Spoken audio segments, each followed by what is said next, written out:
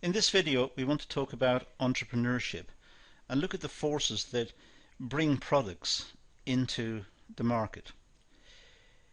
There are four factors of production: land, labour, capital and entrepreneurship. All of them are important, but it's the entrepreneur who brings the product into existence.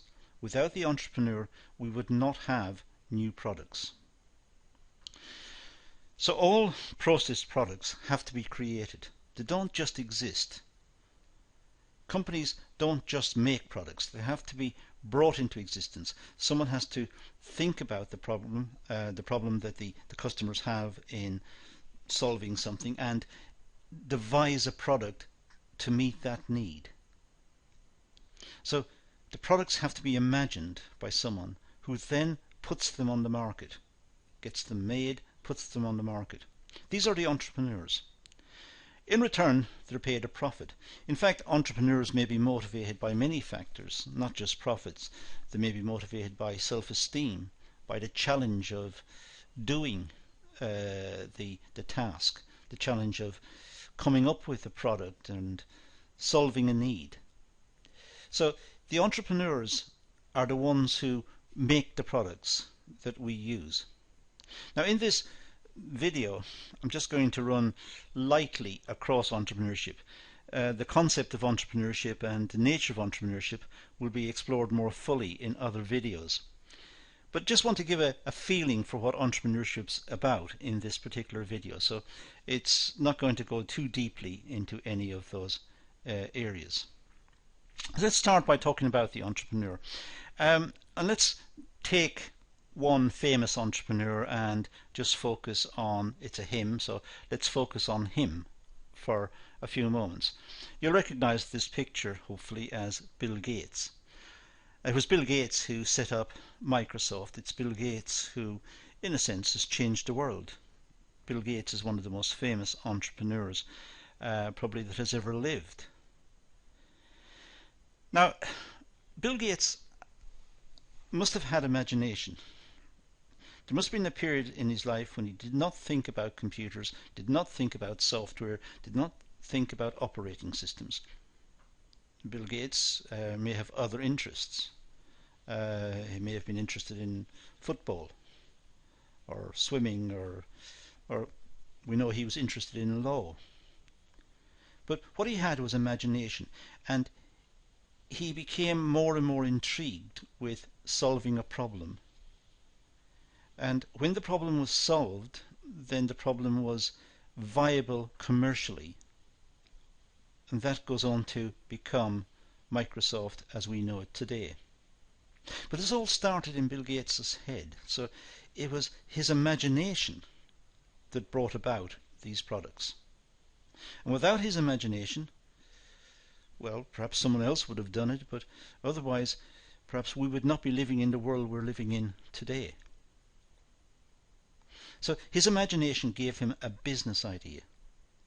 It gave him a product, an idea for a product, an idea to do something, in this case do something with computers and get the computers to do certain things which would help us in our work lives, in our home lives, in our social lives and so on. So Bill Gates came up with an idea, a business idea, which was based on something he had imagined. And we assigned that to him. That was this basic idea of using computers in a certain way which would solve particular requirements or particular needs. And this of course gave us Microsoft Windows. And Microsoft Windows only exists because Bill Gates was able to assess the profitability of the product, to see if it would be commercially viable, if he could make an operating system and then sell it at a profit. Because if you sell it at a loss, the business will not exist. It must be sold at a profit in order to maintain the business. But having assessed the profits, we know that Bill Gates went on to change the world, because after a while we all became dependent upon computers, computer technology, and this is the way the world has evolved.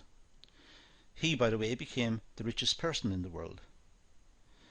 So from imagination, just imagination, no tools, no equipment, just imagination, just him thinking about a problem, he was able to become the richest person in the world. Unsuccessful entrepreneurs lose money and they go out of business altogether. So we think of entrepreneurs, generally speaking, as being very successful, but of course that's not true. It's not universally true. Many entrepreneurs come into existence because they have an idea. The idea works for a while and perhaps then fails, and the entrepreneurs go out of business. Entrepreneurs make new products in order to beat their competitors and to satisfy consumers. And by doing this, they hope to get rich. They hope to be successful. They may not be motivated by money. I've just put down hopefully to get rich there, but they may be motivated by esteem. They want to be looked up to. They want to be admired. They want to be praised. Or there might be something internal to them, just a sense of satisfaction that they have achieved something. They have seen a need, they've imagined a product, they've designed the product, they've produced it, brought it to market, and it was successful. And they get the reward out of thinking they've solved the problem. But some will do it for profits and will want to get rich. So there are different motivations, as we'll see later, for entrepreneurs. Now, without entrepreneurs, we know that we would live in a very boring world with no new products. We once lived in caves. We don't live in caves because people have had ideas. They've had imagination that inspired them to go on to make new products to improve our lives. So all the time, generation upon generation, we've made improvements. We lived in caves, we came out of the caves, and we eventually moved into dwellings, and now we've got the internet and electricity, and we have better knowledge of medicine, of education, social structure, and we have a lot of gadgets and machinery that makes our lives easier. And all of this happened because of entrepreneurs. So without the entrepreneurs, we would live in a very boring world. In fact, we'd still be living in the caves. Now, profit is important as a motivator, but as I said earlier, it's not the only motivator. Personal esteem, perhaps looking for recognition, a sense of achievement, all of those may be motivators as well. But profit is important. I keep coming back to it because in the business context we tend to emphasize the need for profits because profit is necessary for the business to exist. If the business is not making a profit, it doesn't exist. There's a young Bill Gates. Now you can imagine Bill Gates back then as someone who perhaps played football, had various interests, and was just perhaps an ordinary, everyday young person.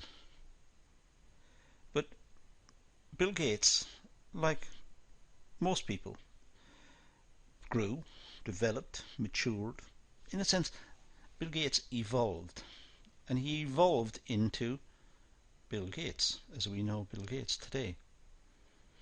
So there was that personal growth, not just the physical change in Bill Gates, but the mental change, moving him from someone who had no idea perhaps about computers or about operating systems, in a sense, in inverted commas, the normal young person, to Bill Gates, the very sophisticated entrepreneur, the person who has, as I said, brought something into our lives which has changed our lives. And the same happens with business. Businesses can start small and they evolve into larger businesses perhaps through corporate growth. In fact, it's said about Bill Gates and Microsoft that they started in a garage. Whether that's completely true or not, I'm not sure. But they may have started in some small way and then moved into bigger premises as the business grew. So we see this type of evolution and development in a personal setting with Bill Gates here, and also with the corporate growth of the business growth, starting very small, moving into much larger organizations. So Bill Gates originally came up with DOS, the disk operating system. And if you look up at the top left hand corner, I've just put a picture of what we used to get on a computer screen, a lot of code, and the applications were not connected. They didn't have cut and paste. They had they ran a spreadsheet, and the spreadsheet was the spreadsheet. You couldn't move data out of the spreadsheet into a word processor. You would run a word processor and it was completely self-contained. But that in itself was quite remarkable. So DOS was at the time seen as an amazing product. However, Bill Gates and his colleagues were all the time in the background working on something better, which was Windows 3.1. Windows gave the ability to cut and paste between applications. So now the word processor, the spreadsheet, the presentation package, all of these were somehow linked. You could cut information from one and paste it into the other. And this was a revolution. And there was also the development of the GUI, the graphical user interface. Using a mouse, we could click on the screen. With DOS, it was all done by keypad. We had to know certain key combinations to get things done. But with Windows, you could click on a mouse and the applications would open. But that was replaced by 95. So all the time, Bill Gates and his colleagues were working on developments. Even though we as customers would be very happy with Windows 3.1, they were working on Windows 95. Eventually they surpassed Windows 95 with Windows 98, which became Windows 2000. So all the time they're developing the product. They're not standing still. Windows Me, Windows XP, Vista, Windows 7, Windows 8, Windows 10. So we can see the evolution of the products that Microsoft made. Here I'm just focusing in here on the operating systems. Microsoft make a lot more products in terms of server software and many other products. But just looking at the operating systems that we're familiar with. And we can see all the time this person was constantly looking at the product, looking for ways to develop it, thinking about it, using his imagination to try to imagine what the product could do and what was technically possible, and trying to bring out a new version which was much better than the previous version, even though perhaps customers were not demanding a new version. It was evolving anyway. This is in parallel with what we see in nature and what we see in science. If we look at the way we all evolve, take Charles Darwin, for example, the Darwinian view of evolution. We started as very basic creatures, and eventually we became upright. We walked on our legs and were able to use our hands and developed the capacity to use tools. We evolved. We grew this way. And the same in economics. Alfred Marshall, who's the father of economics, in 1890, he gave us supply and demand and talked about the way in which markets work. And again, survival of the fittest, in the sense that the strong companies, the innovative companies, they're the ones who will survive. The weak companies with weak management and very few ideas, they will fail. So only the strong will survive within the marketplace.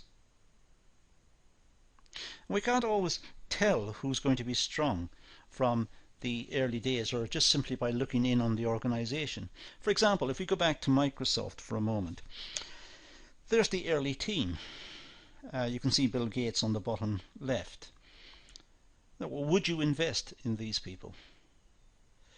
No, no disrespect to them, they're a super bunch of people, but would you invest your hard-earned cash in these people?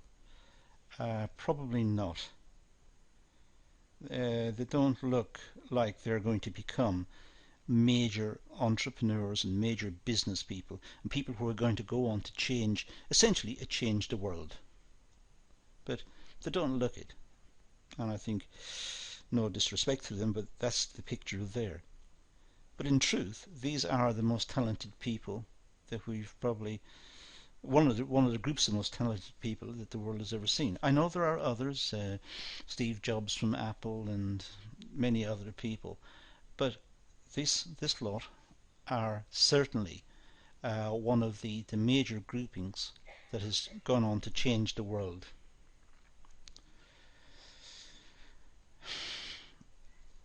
Now let's look at the imaginary cycle. We talked about the power of the imagination earlier. Let's take an entrepreneur. Well, this entrepreneur imagines a product.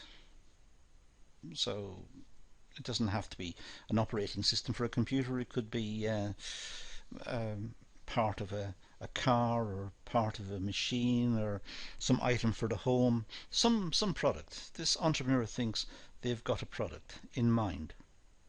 They need to estimate the market. They need to determine the size of the market. They also need to look at competitors, or potential competitors even. Perhaps not companies who are currently making similar products, but companies who could start to make similar products. So they need to assess who the competitors are likely to be. They've got to make some sort of estimate of profits to see if it's worthwhile doing it. And they've got to allow for risk, because there's always the chance of something going wrong, or customers turning against the product, or perhaps international competition. The product, or a similar product, arrives in from some other country. But having done all of that, they would have to organize the production, and then they would have to market the product. So to make the, so all of this happens before any revenue is received. So it's quite a risky business. Having said that, the entrepreneur has taken this into account and has got a certain propensity towards risk, which enables him or her to make this type of decision. Of course, if he or she is successful, they will perhaps get rich, and that might be the motivation. And if they're rich, they're happy. It could be that they're unsuccessful, that they have appraised the market in a certain way and got their calculations wrong, in which case they're unsuccessful and they will lose money, in which case they won't be very happy. Now, if they lose money, we don't feel sorry for them. If they make a lot of money, if they make a lot of profit and become rich, sometimes we're jealous of them. But the opportunity was there for us to do it. We didn't do it. So in a sense, we have no right to be jealous, because we could have done it. I could have set up the equivalent of Microsoft if I had the ability, if I had the imagination, which I don't have or didn't have. You could now start an organization which is bigger and more profitable than Facebook. Except you don't. It takes special people to do this.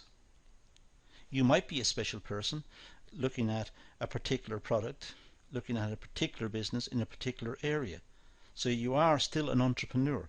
You're just not the big entrepreneurs that we're focusing in on this occasion. Look at entrepreneurship in terms of price and quantity. Well, let's say here's a supply for a particular product and a demand. In this case, the entrepreneur has judged it correctly. There is a big demand for the product, so there's a high price and a high demand. So the entrepreneur is happy. They've judged the public's mood correctly. There is a high demand for this product. Therefore, they will be successful. It could be the demand is very low. When they've designed the product and gone through all the processes and produced it, they find that the market research was wrong and the customers were not that interested, in which case they'll be unsuccessful. They'll have a low price and a low demand. So we have the survival of the fittest.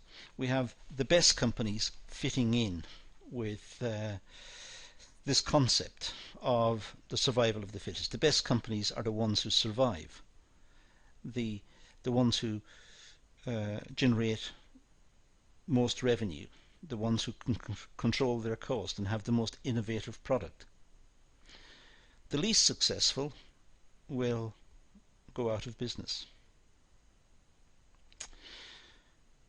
Now, some definitions of entrepreneurship. Well, they make decisions under conditions of risk and uncertainty.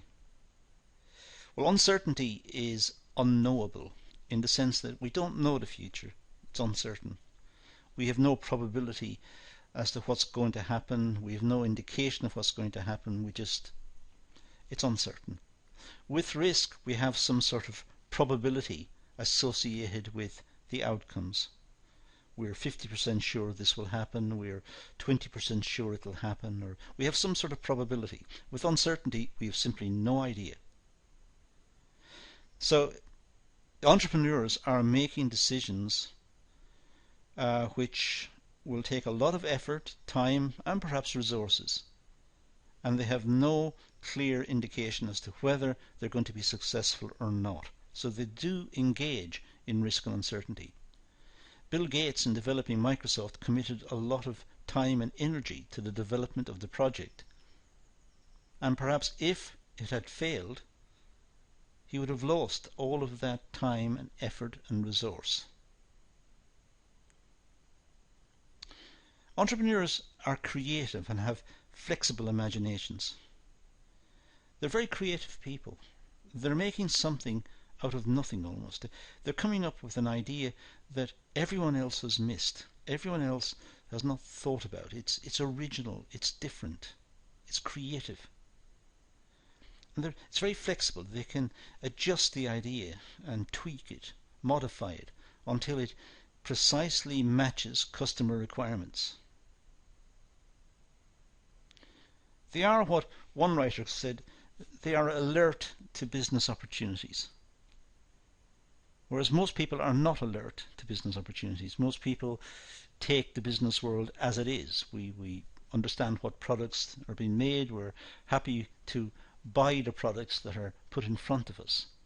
But the entrepreneurs want to make the products. They want to tweak the products. They want to generate new products and change the way we think as consumers. Now, there are words associated with entrepreneurs that we will bump into. For example, we think of entrepreneurs as leaders. It could be debated. Perhaps entrepreneurs are leaders, or perhaps they're not. Perhaps they're just quiet people who want to develop an idea and then push the idea later when it's developed. But they don't see themselves necessarily as leaders.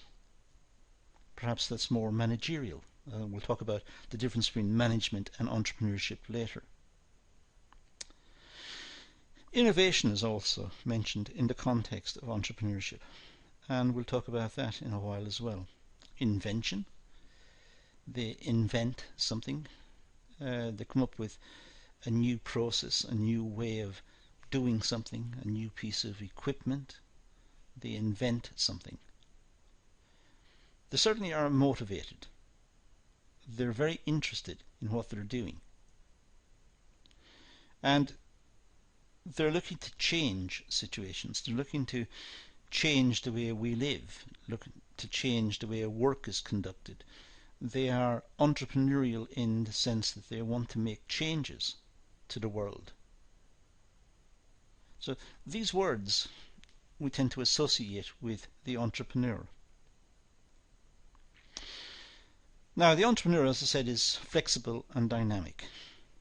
Dynamic, constantly changing, constantly moving on, looking to new things, looking for new ways of doing things. And flexible, constantly modifying existing products and looking for ways to improve the product. Very similar to what I said with Bill Gates earlier and the different operating systems put forward by Microsoft. Each of the operating systems were good. It was just the people at Microsoft wanted to improve them. So they were looking to make changes all the time. They are agents of change. They do bring about change. Without the entrepreneurs, we would still be living, as I said earlier, probably in caves. It's the entrepreneurs who change our lives, that give us new products, new ways of thinking, new ways of living. So they're the ones who bring change into business, into industry, into commerce, into education, into our personal lives, into the home lives. They are alert and forward-looking. They're always looking to what the world is going to be like. They can imagine a world with their product in it. They can imagine how the product is going to be used. They can imagine the benefits of having the product. And that's what really pushes them along to enable them to carry out the changes to make the product that they have in mind. And they undertake risky investments. Investments that other people perhaps would not take on board. Some people may think it's a waste of time, spending a lot of time developing a product which may or may not work. Well, the entrepreneurs don't see it that way. They're interested. So they undertake the project. Even though there is a risk, it may fail. It's still worth doing. They're still interested. If it's successful, of course, they're very, very happy. Now, the entrepreneur, well, let's start with looking at the entrepreneur and the manager. Well, let's start with the manager. Managers tend to be governed by rules. Managers work in organizations. The organization has a rule book, a particular way of acting, performing. Certain tasks need to be completed. It needs to be completed at a certain time. The manager is good at working to rules.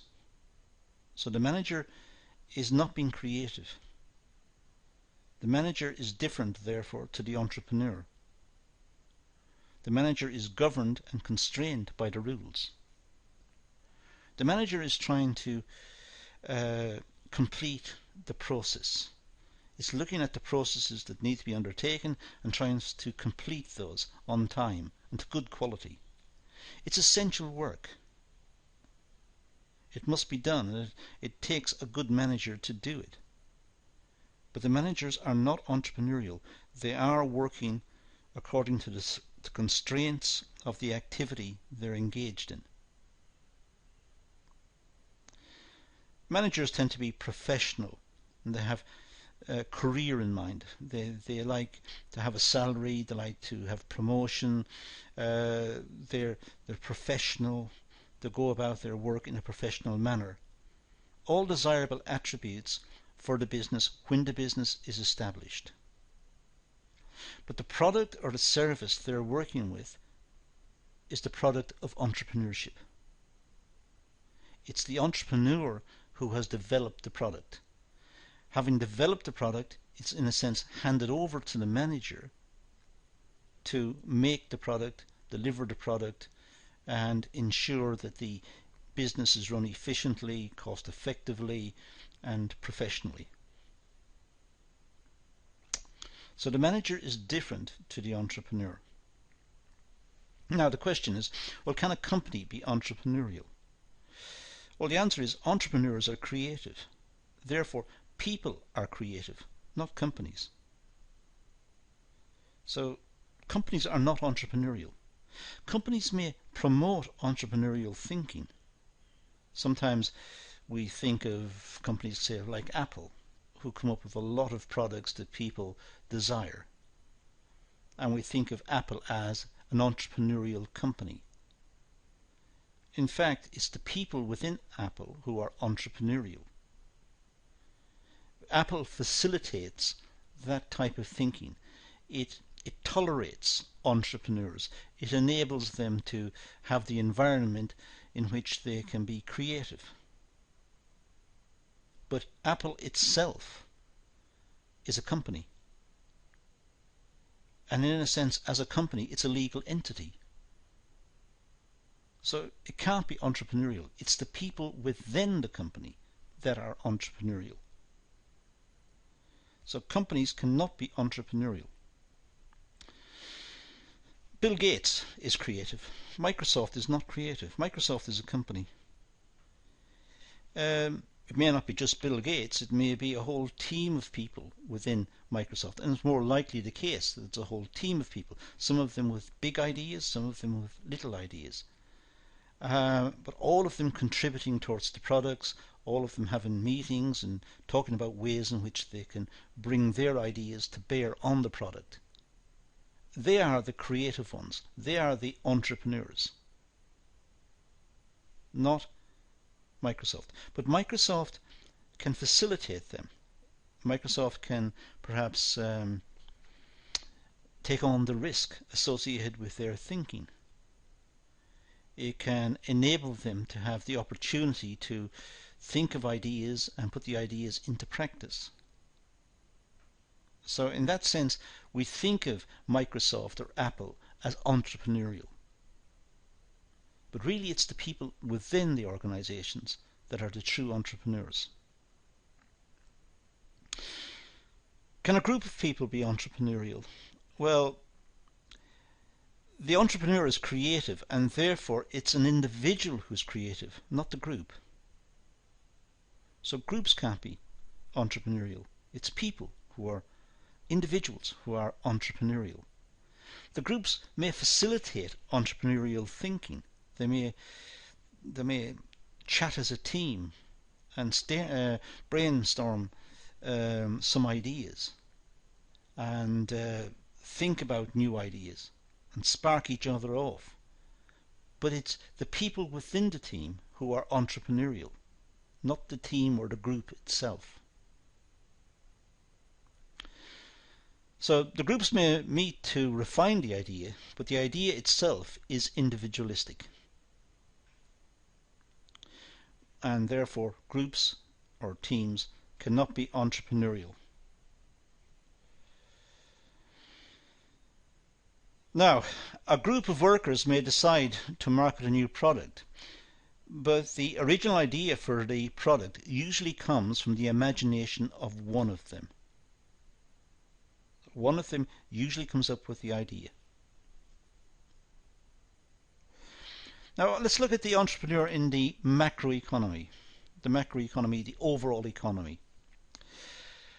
Well, first of all, entrepreneurship leads to investment. When entrepreneurship occurs, people have a good idea for a product. They need to persuade the banks or persuade investors to enable the production to take place, enable the product to be produced. So they're trying to encourage investment. So investment expenditure will increase as a consequence of effective entrepreneurship. So investment expenditure would increase. This of course will lead to economic growth. If there's more investment in the country, there'll be more economic growth. The country will grow more. There's more industry, more commerce, more trading going on in the country as a consequence. And this will generate new products, which will boost the retail sector, will boost sales, maybe more employment, less people unemployed, less government expenditure on welfare. So generally a very positive thing to happen. There's also investment expenditure for replacement products. Go back to the example of the operating systems with Microsoft again and Bill Gates. The DOS system, DOS, the disk operating system, was very good, but it was replaced by Windows. And then each version of Windows was replaced by different versions. And it's going on to this very day. Windows 10, Microsoft has said, is the last version of Windows, but they're constantly updating it. There's new functionality coming into Windows 10 all the time, and they're fixing bugs and increasing its functionality. So there's replacement products. And replacement products really is the idea of innovation. They're innovating the product. They're changing the products. The products are in existence, but they are, in a sense, mutating. They're being altered to more effectively meet customer requirements. We call this sometimes this idea of creative destruction. Creative destruction means the product that's in existence is perfectly good. It's just been destroyed because a better product has been made. The product has been innovated. A better version has come into existence. This idea of creative destruction is based around the work of Joseph Schumpeter, a great economist from the mid-1900s. If you look at, say, DOS, as I said earlier, Microsoft, it was replaced by Windows, replaced by a different version of Windows, a more advanced version, and so on, right up to the present time when we've got whatever it is, Windows 10. So this is the process of creative destruction. Each one of these was good. It was just improved upon. And when it was improved upon, the old version went off the market. Nobody wanted it. They wanted the better version. So Windows 3.1 was replaced by Windows 95. Windows 95 was much better than Windows 3.1, so it was knocked out. With entrepreneurial strategic interface, well, we can see large corporations and small to medium-sized enterprises. The same applies to both. We have entrepreneurs in both areas. Generally speaking, we associate entrepreneurship with SMEs, small to medium-sized enterprises, because I suppose that's where entrepreneurs will start, and then the SMEs will become bigger and bigger and eventually become very large companies. But they start, generally speaking, quite small. Generally speaking, we don't get entrepreneurs coming into the market with very large organizations set up especially to produce their imagined or innovative product. So the entrepreneurs can exist within large corporations as well. Large corporations come up with new ideas. So they may have people within the organization who are good at generating ideas about product development and product change. And these would be entrepreneurs, but they're entrepreneurs who are within the large organization. We could have entrepreneurs working within SMEs or entrepreneurs who set up the SMEs. And this is what we call creation. Strategic management is monitoring the performance of the organizations. So strategic management is different to entrepreneurship. It's monitoring the performance of the organizations. Entrepreneurship is coming up with the ideas for the products and the services that the organizations should produce. Now, there is a differentiation of discovery, invention and innovation. Well, discovery is finding some relationship, perhaps a relationship in terms of the chemistry of products or the physics associated with certain processes, or it's generating an idea. It's discovering that something can be used in a particular way. And This is sometimes associated with this idea of serendipities, by chance or by luck. And there are many products that have come into existence because something happened by accident, and the entrepreneur witnessed it and thought about it and then went on to develop the product. Microwave ovens, LED bulbs. But there are many, many, many products that have come into existence by almost accident, and then the entrepreneurs have discovered that this is a useful development and they went on to commercially develop it.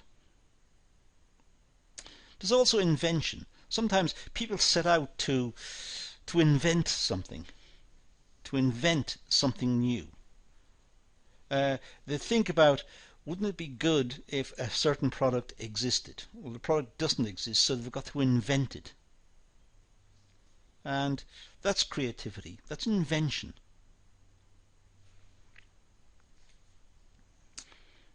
Sometimes also people look at existing products and they try to convert the product into something else.